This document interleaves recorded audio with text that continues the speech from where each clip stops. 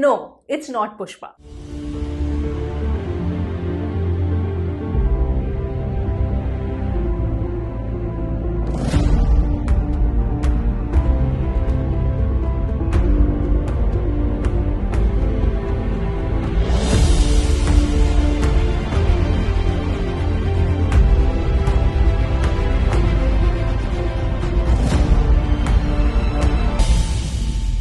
Hello everyone, welcome to my channel guys, and I watched Nani starrer DASARA today in the theaters. Now when I had watched the teaser as well as the trailer, my biggest pull to watch this film was that I wanted to see Nani play this role, like this rowdy character, because I have never seen him in that avatar. And hold and behold, I was not disappointed. The film is set in the 90s and overall the movie is quite entertaining. So let's talk about the things that I really liked about the film as well as I did not like about the film, and you can also share your opinion in the comments below.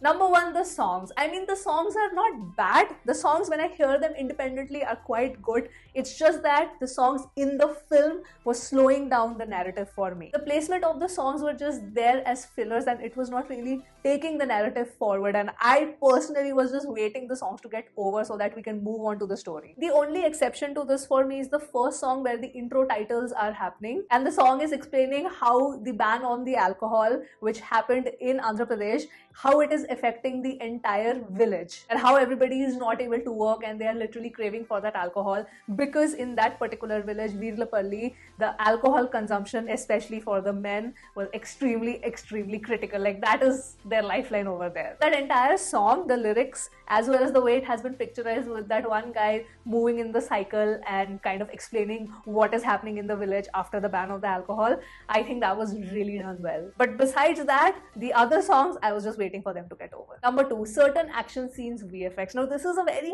tiny detail, like you probably wouldn't catch it. I am only saying this because my eyes caught it. The action scenes are extremely engaging, but there are certain places in like bits and pieces where I could see that, okay, this is VFX and it's showing. Third, the predictable storyline. Now, why I have put it in the things that I dislike? Because even in a predictable storyline, there are certain moments of shock or surprise that I expect. Here also we have that one shock moment, which is the interval block. That was really good. But other than that, it's a pretty straightforward linear storyline and it might disappoint some people who probably went in thinking that no, we will get something new out of the storyline. That's why I've put it in the things that I kind of disliked. There are many things that I liked, starting with the BGM. Oh my goodness, I loved Santosh Narayan's BGM so much. Anyways, he's one of my favorite composers. Like I said, in the songs case, I did not like the song placement because it was halting the story for me, but the songs are nice. But the BGM is just on another level. If you have watched the teaser, you know in the end there's this BGM, the sound and ta-na-na-na, ta-na-na-na. Oh my god, the execution of that BGM in the film in certain parts is just so good. You will get the chills. Second thing which I really like, that even though the main plot was extremely predictable, but there is a lot of subtext in the story which I did not expect and it was integrated really well. Number one is the caste divide. Now, it has not been explicitly shown or it's not really the point of conflict in the film.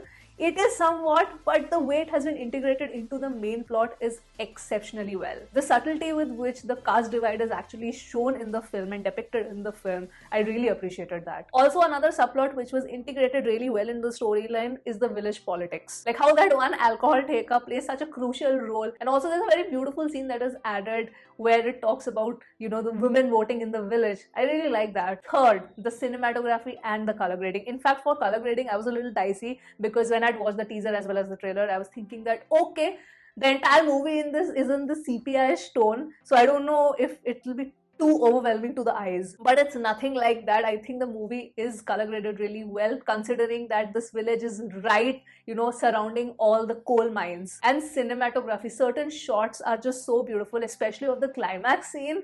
Incredible the way the entire action has been choreographed, the way the songs have been also shot, they are also very well done. I mean, I did not like the addition of the songs, that's a separate thing, but the way they have been picturized, it's really beautiful. The way the entire bar has been shot, the nighttime sequences, the cinematography really adds a lot to the narrative. Fourth, the interval block and the climax. I feel that these two are the biggest USPs of this film and this very predictable storyline. Like when that interval block came, there was this collective gasp. I think we were like 10 to 15 people today in the theater because I went in for like the first show, the morning show. So only 15 people were there, I think.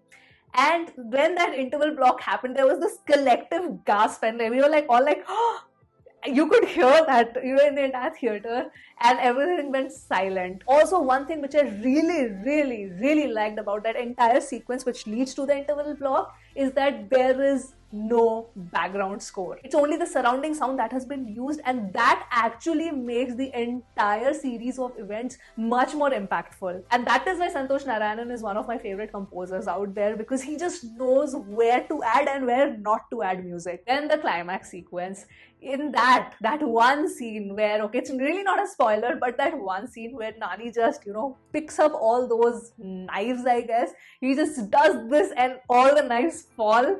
And him in that scene, it's shot so well. Like that is what you call a hero mass scene. Like all of us were clapping. People were clapping and hooting in that scene. It didn't even feel like, okay, there are only 10-15 people in the theater. And then the money shot which happens where Nani is jumping from the fire.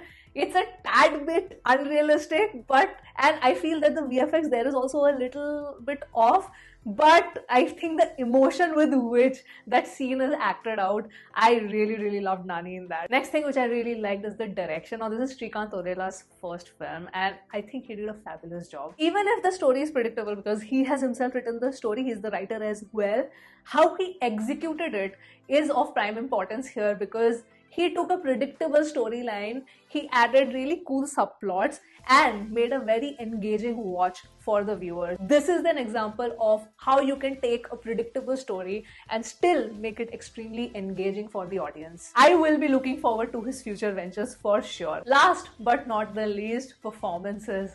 Firecracker performances by everyone, literally everyone in the cast. Kirti Suresh got a very meaty role. I'm very happy to see that there was some substance in her character. Then we have Dikshit Shetty who plays Suri. I think the only other film of Dikshit Shetty that I have watched is Diya, and I mean, just the difference in performances, and Diya I had watched long time back. So after watching him in this movie, oh my god, his screen presence was phenomenal. Shine Tom Chako was also casted perfectly, and I'm not surprised because Shine as a villain really shines. Very first film of his that I had watched was Ishq, and I was terrified of him in that movie. I mean, this was less terrifying, I would say, but he did a good job. And then the natural star Nani.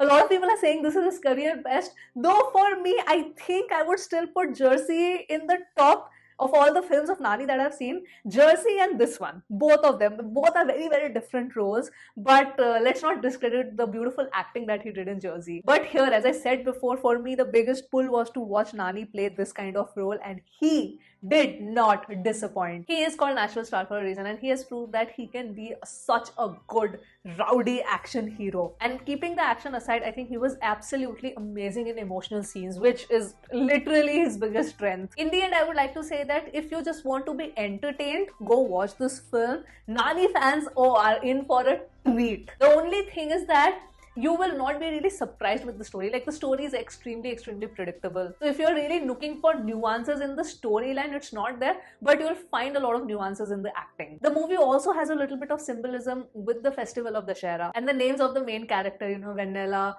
Suri and Dharani, they are also kind of metaphorical. This is, at its heart, is a revenge saga and a story of friendship, and I am pretty happy with what I watched. So yes, those were my overall thoughts on the Telugu film Dasara, and a lot of you have commented to watch Vidutalai, which I will next week. I'm very much looking forward to it because it's Vetrimaran, and if you have watched Dasara, please let me know your thoughts in the comments below. And with that, I will end this video, and I will see you soon on my next one. Bye!